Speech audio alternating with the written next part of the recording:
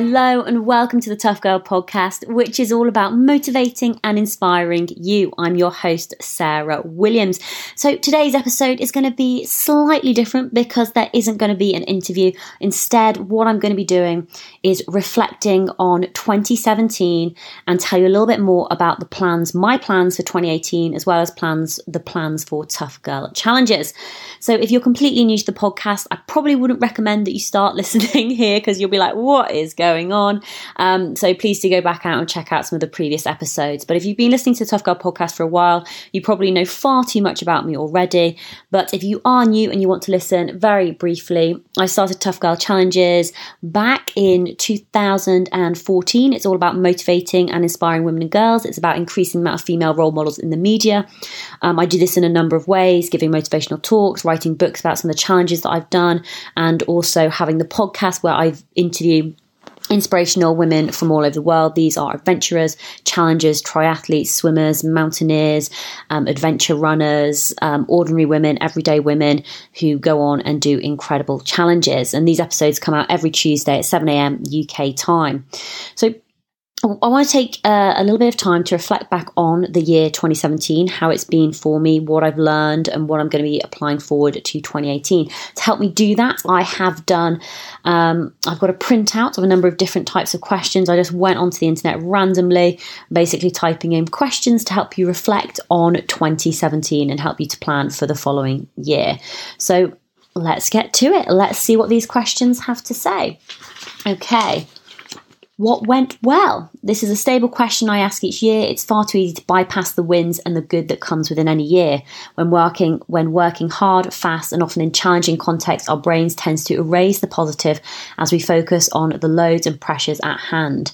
But remembering the good fuels our well-being and gives us internal resources to step up to the challenges. Take stock of what went well this year and know that nothing is too small to own, celebrate, and bring forward as positive fuel for the days and year ahead.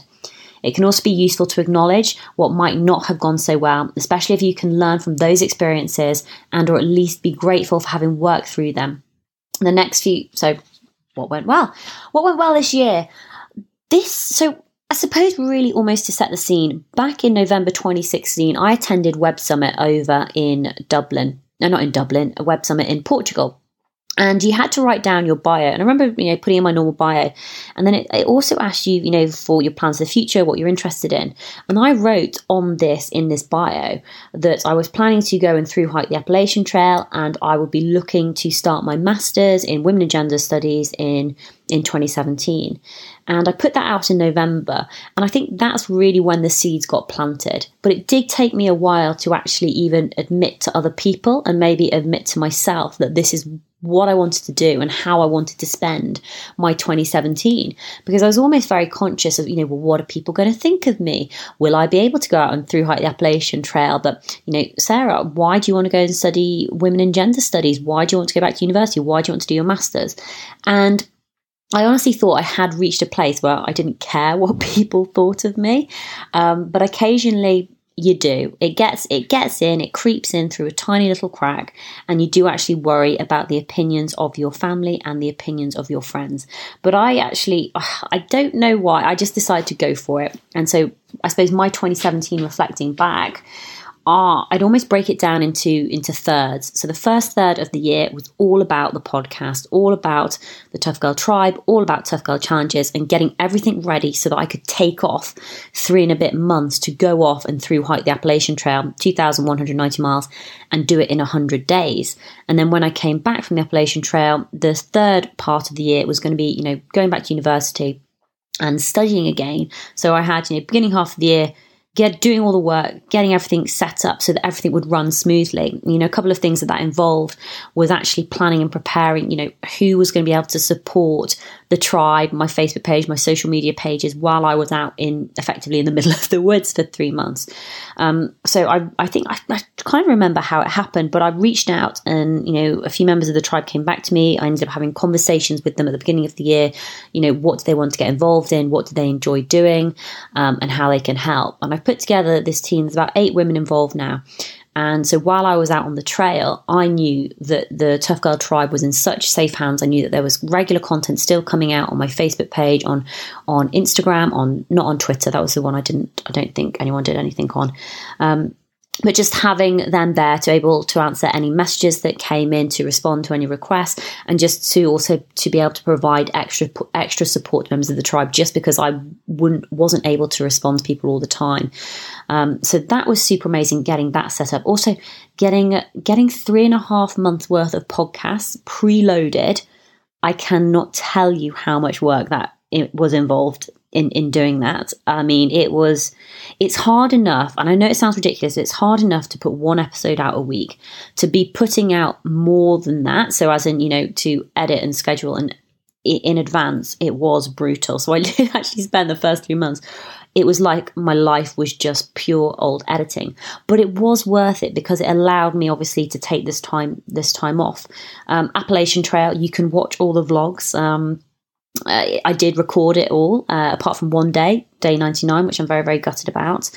But I've talked there's a separate episode about what I learned from the Appalachian Trail, so I won't dig too much into that, apart from to say it was a phenomenal experience. It really did. I don't think it pushed me to my physical limits or my mental limits, but it was my emotional limits. Emotionally is where I felt most challenged. The other hardest thing was the amount of weight that I lost. I knew I was going to lose weight, but I didn't realize how much weight I would lose and the impact that had on my energy and recovering from that. But it was still a phenomenal experience, and I am so pleased I vlogged it, because it's all sort of blurred into one now. The days and the weeks of just walking for 12, 14 hours a day. I mean, there are moments, there are people, there are situations which I do obviously remember really, really well, but it was the tiny moments that you would just end up forgetting, and be able to go back and watch the vlogs. It's actually really interesting. There's a couple of reasons it's interesting. Is one, to see how I've changed maybe in front of the camera, from initially at the start to the very end. I mean, also another favorite vlog, if you haven't watched one, is day 97, because I just cannot control my emotions. I'm just crying constantly. But yeah, please do go check out the vlogs for the Appalachian Trail. I did love it. What I loved even more was being able to meet up with my mum and my sister over in Boston, which was fantastic. So that was in September. Again, you can actually watch that on the vlogs.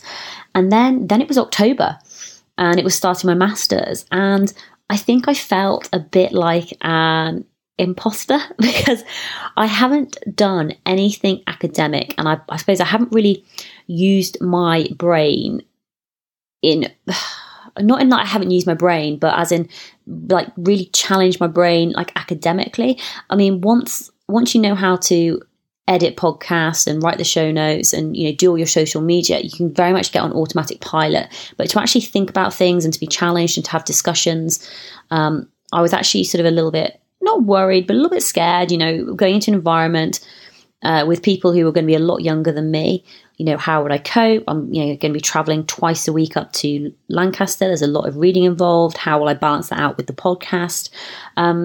It's definitely been a learning curve. I am enjoying it so much, though. I am learning a huge amount. But I suppose what I feel at the moment is that I'm basically not giving 100% to everything that I'm doing. I can't give 100% to the podcast. I can't give 100% to the tribe. I can't give 100% to my studies, because I'm just being pulled in so many different directions.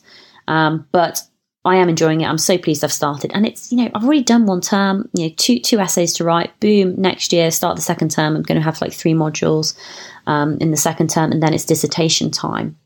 So, so the year, I think, reflecting back on 2017 and actually going back to the question, what went well? I think so much went well, just in terms of, in the growth of Patreon, how I get my funding. I'm now up to 150 patrons, doing the Tough Girl Daily podcast every day. That's received up to 22,000 downloads. The Tough Girl podcast has received over 433,000 downloads. Twitter, I'm up to 7,707 followers. Instagram, 6,677. So I'm pleased with everything. Seems to have been growing. I mean, equally on the back end of that question, it might also be useful to acknowledge what might not have gone so well. especially if you can learn from these circumstances. So I suppose for me, a couple of key learnings is I have been so focused. I've had my head down. I've been working so hard. I haven't had a social life. I think I've been out for dinner with friends maybe twice. I haven't been out. I haven't been socializing. Very rarely I'll go out and meet for a coffee, but generally I just don't. And I think that's actually that's something I really need to work on in 2018, because doing what I do, it can be incredibly isolating. I do spend too much time in my room, in my bed. I do actually love my bed. I'm very, very happy here, very, very comfortable here, and I'm massively in my comfort zone. But that can't continue. So I think the isolation is something that I need to work on. I mean, I'm engaging so much online, but I'm just not doing it in real life. The other thing, which I think is another learning, is in terms of the vlogging. I don't think so. I had Flynn, an awesome friend from my gym. He volunteered to help me edit the podcasts, edit the vlogs, the video logs while I was away. And I don't think either of us realized how challenging that would be. A, in terms of me being able to upload the footage and get it to him through Dropbox, and B, in terms of the amount of time it takes to edit a video. If you've never edited a video, it is a long, drawn-out process, especially if you want to add music in, make it good, make sure the sound quality is good, make sure the color correcting works, stabilize it. And so we did end up getting very, very far behind. So I'd finished the trail in September 10th, and then the vlogs were still coming out at the beginning of December, which was frustrating. And I sort of feel as though I lost quite a bit of momentum in terms of the followers and the amount of views that we were getting. So at the beginning, each video is getting a couple of thousand views. But then obviously when you're not posting for 2 or 3 weeks, people stop following and lose interest, and it's not really in real time. So I think that was a key learning. How can I vlog better, or how can I rely on one person? Does Flynn need more support? How can I support Flynn more? But obviously when you're 3,000 miles away, stuck in the middle of the woods, there's not a huge amount that you can do. But it was, a massive learning curve, and something that I definitely think about in terms of future challenges and wanting to vlog them. Vlogging is something I almost want to get more into. What I've actually noticed is there's a lot of YouTubers now, quite big YouTubers, who are starting to go down the podcasting route. So they're still doing their YouTube videos, but they're also moving across into podcasting, which I think is really, really interesting. And I suppose what I'm doing is I've started with the podcast and built up a big audience that way, but I'm also looking to move across into the YouTube vlogging space as well. So that will be quite interesting. Question number 2, what surprised you? Life is always full of surprises. Reflect on the surprises that came your way and then on how you responded. I know I shouldn't possibly be surprised, but being on the Appalachian Trail, and actually not even being on the Appalachian Trail, I think this year, I wasn't surprised by it, but I was so pleased by it, because I try not to expect anything from anyone, because I just don't want to be let down. But the kindness of strangers that I have seen throughout my journey on the Appalachian Trail has been incredible. The kindness of the members of the tribe, the kindness of my patrons, the kindness of the people who listen to the podcast, who watch the vlogs, the kindness of my family and my friends to be honest, it's been really, really amazing to have that support, and to know that people, will lend you a tent. Thank you, Ellen. That people will give you food when you are desperate on your summit day, when you've knocked out 2 ultras of over 30 odd miles each day and don't have any food left. Of people sending money to PayPal to buy you a burger while you're out on the trail, signing up to become a patron. I've had quite a few sign up, for the $2 a month and also the $20 a month. And you just think that's amazing. It really not surprises me, but it just makes me so happy that people are so willing to get involved. What did this year teach you? How did you grow from your year? I suppose what I've learned is that I can set big goals and big challenges, and I can go out and achieve them. But I should actually probably mention, so when I started this year, I set out with 7 goals. And I've completed 3 of them.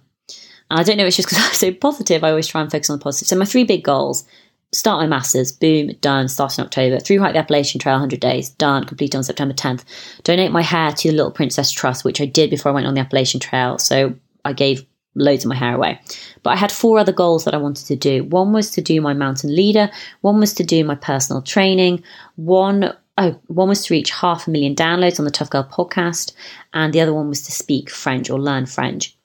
And it just didn't happen for a variety of reasons. Not learning French, I was completely up for it. I downloaded Duolingo.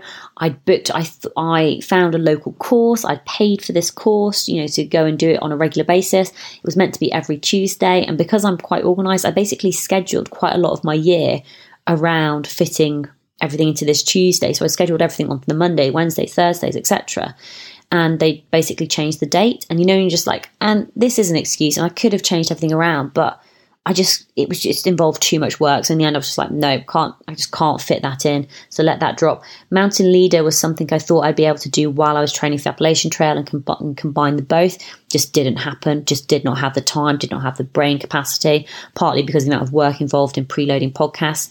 And the 500,000 downloads was a huge goal, a massive, massive goal. And I went back, and I think I needed to average 27,000 downloads every single month. And before January 2017, the most I'd averaged was maybe like 21,000. So it was going to be a big old jump. And that jump just hasn't happened. But to reach 430,000 downloads across 172 countries, maybe 174 countries, is still pretty amazing that so many people have heard these stories and, fingers crossed, being inspired by the incredible women. And there is now I think there's like 138 women that I've interviewed for the Tough Girl podcast. And that, these stories are out there and people are hearing them, and it is causing a massive ripple effect. So what this year taught me, in essence, is to have those big dreams, to go for it, and to break everything down and just take it one step at a time. I think another key learning almost from the Appalachian Trail is that sometimes, pretty much from day one, I was constantly behind. I thought that I was never going to finish it. I was never going to get there in time. I think that's why I was so emotional on day 97, 98, because the final push to achieve your final goal is generally the hardest. I mean, even with, for example, taking my masters, the final push of getting your masters is writing the dissertation, which I know is going to be pretty brutal. And if you run an ultra, it's the final couple of miles which are brutal. So you've almost got to expect this dip before you achieve the big, big goal. And that's when you need to keep on going and just push on through. I think it also taught me, don't want to completely lose track. Let's move on to the next question. What needs to be left behind? Old ideas, poor habits, and self-limiting beliefs. Who doesn't have at least a few of these? When life and work pressures demand the best of us, it is a good idea to take stock of what's no longer working and might be holding us back. Is it time to let some doors close this year and shift your energy to new areas of opportunity? So, absolutely. What needs to be left behind for me? Or actually, I feel as though I don't feel so desperate anymore. And I use that word desperate purposefully because previously, I'd get emails through, can you come and give a talk here? And I'd be like, I've got to do this talk because it's the opportunity to share my story, it's exposure. Whereas now I'm so much more brutal. And because I'm not desperate, because I've got money coming in from Patreon, my first question is generally, is this a paid speaking gig? And if it's not, I'm not going to do it because I know the value of my worth. That's not to say that I'm never going to do them, but if I'm having to travel for 4 or 5 hours for an hour speaking gig and I'm not being paid for it and the cost of the petrol and, everything else, it's not actually worth it for me to get that exposure, because to speak in front of 100 people, on my podcast, I'm speaking in front of thousands of people. And I think that was quite a big mind shift change for me, to not feel as though I needed to accept everything that came through. And I was getting emails as well. Now, Sarah, can you promote this product on your podcast and we'll give you some free headphones, for example? And I'm just like, no, I'm not going to devalue the podcast for something like a pair of free headphones.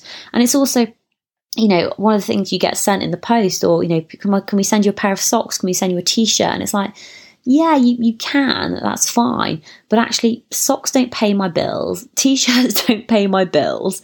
I've actually got to physically make money from what I am doing. This cannot be an expensive hobby. It has to be a business. I have to make money from it. And I'm hoping that I've been really transparent about that all the way through. I mean, don't get me wrong. I love what I'm doing and I'm passionate about what I'm doing, but you do have to make bills. I mean, I think that's almost leading on to the year ahead and what I'm going to be looking at doing and what I'm wanting to do in 2018. And I'm not actually going to be setting myself 8 goals in 2018, but that's not to say that you shouldn't do that if that's what you want to do. What I felt this year is, because I set myself like 7 big challenges and, only sort of 3 of them came true, that actually I've got to focus on the main areas for me. So next year, my areas of focus are going to be 3 things. It is going to be the podcast, reaching 500,000 downloads, which I want to do before the 3-year anniversary, which is on the 4th of August, focusing on my master's, graduating with, I'd love to say a distinction, but I'm just happy to pass my master's. That would be epic. And the 3rd thing is focusing on the Tough Girl Tribe. I've closed the tribe down now, and it's becoming a patrons only membership group on Facebook. And I'm really pleased about that. I think it's really going to help us grow together. People are going to become more engaged because the numbers aren't going to be increasing so much, and it's not going to constantly feel like there's always new people. People are going to start to see the same names over and again. We'll start to recognize, that's Jojo. Oh, she's the runner from America. That's Anna. She's based over in Australia. That's Jessica. She's based here. She does this. Oh, she's got a real interest in sailing. Oh, she loves martial arts. Those are her areas of expertise. So I'm just going to really focus down on those 3. I think the other big thing which I'm putting out there is I'm moving out of home next year. I have to move out of home. I'm 36 years old. And I am so in my comfort zone at home. And part of me, I am so happy here. And I am so privileged and I'm so lucky because my parents are absolutely wonderful. I'd love you to meet them all. One day you'll get to meet them. And, my dad fills up my car with petrol. He gives me a car to drive, fills it with petrol. When I go through the Liverpool tunnel and there's like a little pass badge that you need to use to pay for the tunnel, that's all paid for. Mum, does all my washing, cooks amazing food. I am just incredibly lucky. And it's not even just the terms of the material support and the financial support and paying all my bills. I don't contribute to any of the bills. It's also the emotional support that they provide, and the fact that they're always, we're like high-fiving each other. When I get a new patron, they're asking me questions about what I'm doing. Don't get me wrong. Sometimes they don't agree. They don't like, my dad especially wasn't best pleased, I don't think, when I said, I want to go off and hike the Appalachian Trail for 3 months. But he, when I'm out there, when I was twisting my ankle, and he was like, do you need new boots? Can I pay for your new shoes? What do you need? How can we support? Always just there supporting. And I know how lucky I am to have that. And I'm so privileged. But it is time. It really is time. Next year, I'll sat down with my parents, but by the end of August, beginning of September, I need to have left home. I need to be doing something different. At this moment in time, I don't know if that's moving somewhere else permanently. I don't know if that's going traveling. It's sort of up in the air. So my dissertation needs to be handed in on the 31st of August. My birthday is September 10th. Something needs to happen in that interim. So I've got like a number of ideas which I will share with you. But yeah, moving out of home is going to be the big one. Growing the podcast, growing the Patreon numbers. If I can increase the Patreon numbers, it is a game changer. It really, really is. But equally, I know that I can't rely 100% on Patreon. I do need to get more speaking gigs. But then it comes back to that balance of how much time I have. I do interviews to Camp America. I work in a little coffee shop. I'm doing everything I can to bring in extra funds. And anyway, I'm getting off topic. So next year is going to be a big year. And one of the things that I'm going to be putting out in the tribe is what is the year going to be? So 2018 is going to be the year of ... And for me, it's going to be the year of the tribe. We've introduced a new buddy system. So it's not going to be buddies, it's going to be tribees, which I'm super excited about. Definitely want to do more meetups, definitely want to do more face-to-faces. I'd love to go out and visit and stay with like tribe members. Sounds really random, but if somebody's doing like going to run a 5K, it's like, oh, Sarah, come and stay for the weekend, come and run with me. Or Sarah, I'm doing this triathlon, why don't you come down and watch and support and maybe do like a motivational talk at the same time? Or Sarah, I'm going sailing around XYZ, would you like to come and join us?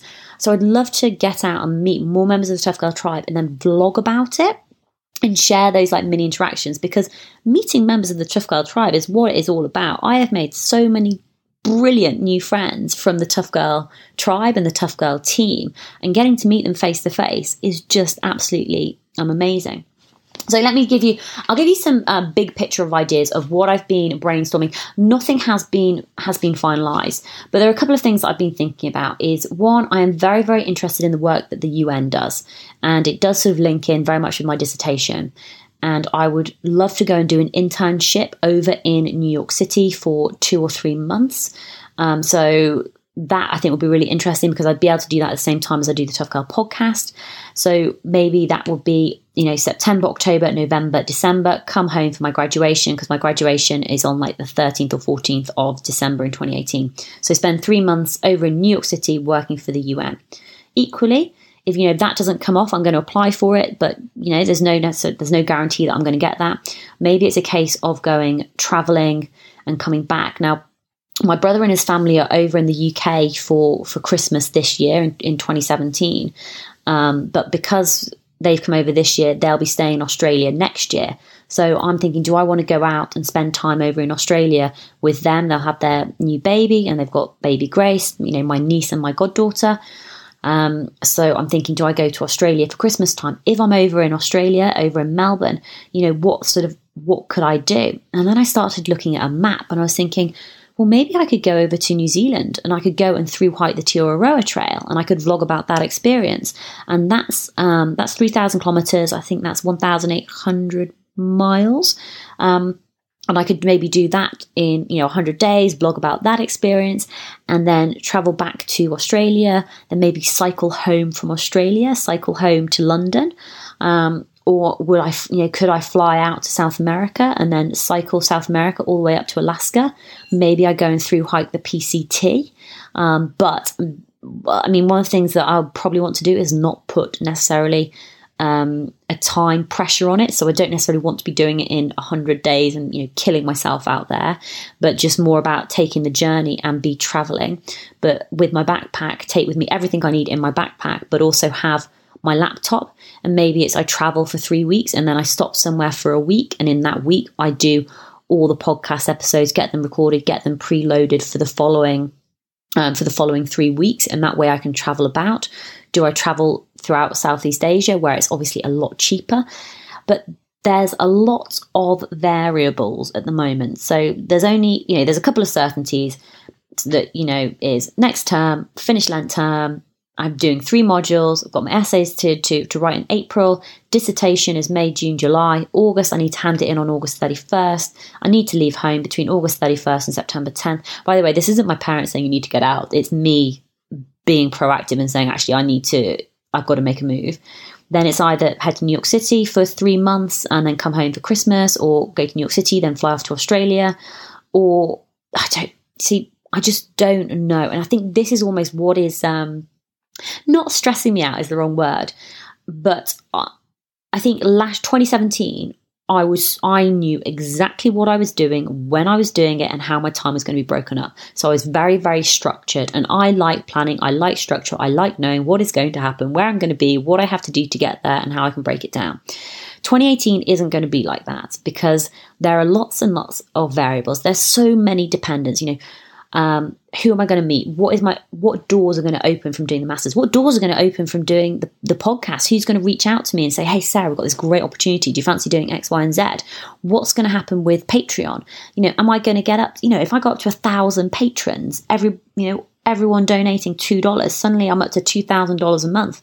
But, who knows where I could go, what I could do, and what would happen to Tough Girl challenges in terms of what I'm putting out there. So basically, there's lots of variables happening in 2018. I'm not 100% sure what is going to be happening. And I think this is a new learning experience for me, just being able to be open to new opportunities. I do want to get more sociable as well. I do want to meet more people. I want to get out of my bed, get out of my comfort zone, and just get a little bit more active with living. And I have been so focused on work. And by the way, I am pleased I have focused on work. I am pleased that I have made these decisions because I am building a life for me, one which I absolutely love 100%. But there's also, the business side of me, which is sort of saying, Sarah, you're going to be in your 40s soon, then your 50s. And then, what about your pension? What about your old age?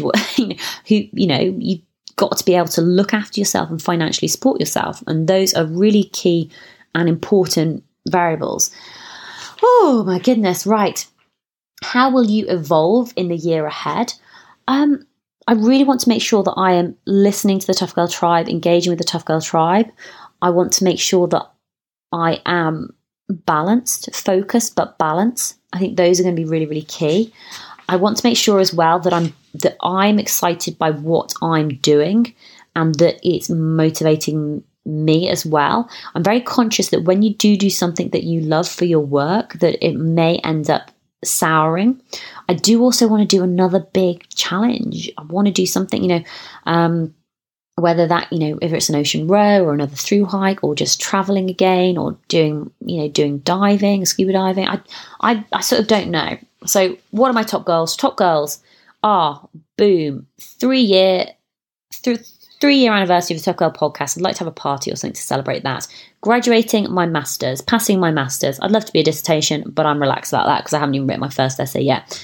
Reaching 500,000 downloads of the Tough Girl podcast. Once I reach 500,000 downloads, whether that is in January, February or March, I'm going to aim for 1 million. And that's probably not going to happen in a year. But do you know what? I'm going to keep that as a goal. And that could be a 2019 goal, but I'm going to put it out there. Once I've reached 500,000, the next logical step for me is to go for that 1 million. What else? My top goals? Yeah, be open to the opportunities and leave home. Be able to afford to leave home, because I will be very demoralized if I'm still at home at the end of August, beginning of September, and the business isn't working, or I don't want to put those negative thoughts out there. I've got to remain positive. Let me just see. I feel as though that is it. I mean, I've been having lots of ideas about the tribe for 2018, in terms of whether or not do I want to get an ambassador. Do I want like a social secretary? But I don't want to use those words, social secretary, but somebody to help arrange the events. I want new leaflets designed. I want stash for people who are happy to go to events and give out leaflets for me. I want to meet more members of the Tough Girl Tribe. I want it to be the year of the tribe. I would love to get work experience at the UN. I'd love to go traveling. But none of these are like concrete goals at the moment, which I know is bad. But if you need help with setting your goals for 2018, please do go check out toughgirlchallenges.com. There is a whole section on setting SMART goals. So specific, measurable, achievable, realistic, and time bound. That is how you make your goals happen. Otherwise, I think the only thing that's really left for me to say is the thank you. Thank you to everybody who has been listening to Tough Girl Podcast. Thank you to everybody who is supporting me every single month. It makes such a big difference. And it's just knowing that somebody appreciates your work and your worth enough that they will donate $2 a month or $5 a month. And you just think, it does make it all worthwhile. The hours that I put into this and what I do, it is pretty amazing. So thank you to everybody who is a patron. And if you're not a patron, please do go check it out. Go learn more about it. See what I do. Go to Patreon, patreon.com/Tough Girl Podcast and subscribe. I think 2018 is going to be a big year. It's going to be an interesting year. I, for one, am not 100% sure what is going to happen. And that is exciting, but also scary at the same time. So wherever you are, whatever you are doing, I hope you've had an incredible 2017. Please do take the time to just reflect on what you've achieved, what you've accomplished, and what you've learned on your own personal journey. Key thing to remember as well, and I sometimes struggle with this, is don't compare yourself to anyone else. Don't look around you and think, oh, well, he's done this or she's done that. And it doesn't matter actually what they're doing. It matters about you and your journey. Because if I even look back, 2 years ago, to when I started the podcast with 4 episodes in 2015. I got 20 downloads on the first day. It took me 6 months to get 25,000 downloads. The progress that I have made, and not comparing myself to anybody else, is huge. But when I compare me to me and how I was in 2014, 2015, 2016, it's absolutely huge. So please, please, please do not compare yourself to anybody else. That will just suck the life out of you. But 2018, guys, have a wonderful year. I really do wish you, health and happiness. And I just want you to go out there and step outside your comfort zone. Do the things that you love. Do the things that you are passionate about. Get inspired, be inspiring, and support those people that you love. Create that ripple effect, because I tell you what, if you go out and start doing these challenges, you are going to have an impact on all of your friends and family, and people will start thinking, well, if she can do it, I can do it. Guys, thank you so much again from the bottom of my heart for all of your incredible support. Have a wonderful 2018, and I'll be back next year with an update of how my 2018 year has gone. So make sure you subscribe, and I'll speak to you in 12 months' time. But, obviously there's a podcast coming out on the 4th or 5th of January, whatever his day is, a Tuesday, with Beth French. It's going to be an awesome episode, so make sure you check that out. Right, take care, lots of love, and I'll speak to you soon. Bye.